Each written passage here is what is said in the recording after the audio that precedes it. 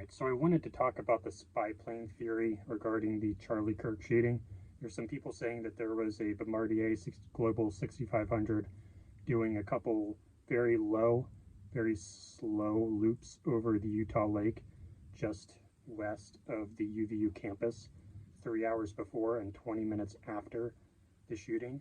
And they're saying that it was associated with the Hades drone deployment program of the US Army, and that it deployed and retrieved drones that were ISR drones that had some kind of participation in the shooting. I don't think that's what happened. I've looked into it extensively. I think that the plane, the tail number that was making that flights, they were making those flights, that aircraft was transferred to the US Army that very day, September 10th, 2025. So I think they were just doing acceptance test flights. Those missed approach procedures were just part of testing the aircraft since they were purchasing it that very day. I don't think that you would be flying that flight profile to deploy military-grade ISR drone technology.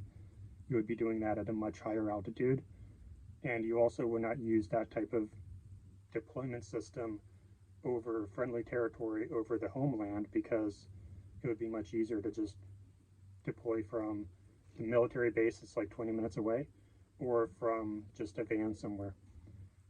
The Hades system is designed for use over enemy territory when you can't do that, as far as I know.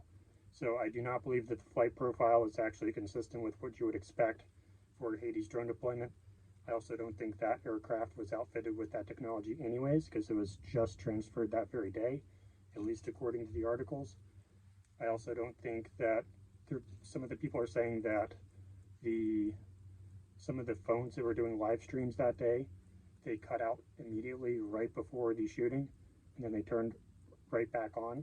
The live streams did, and they're saying that that was a Bluetooth DDoS style attack. I don't think that's what happened. I think that was just censorship, some kind of real-time censorship algorithm. We also have some footage of what appears to be drones in at least 2 cameras, so it is somewhat triangulated, but the flight profiles of those drones were extremely fast. They appeared to be very small. So, and like, we don't have people reporting hearing drones or seeing drones. So those were probably just FPV consumer drones. I don't think that those drones were military grade, especially definitely not deployed by a Hades aircraft, because those ISR drones would be much larger and at much higher altitudes. I'll put some more notes in the description, but that's basically it. I do not think that that theory holds any water, although I was looking at it for quite a while. Thanks.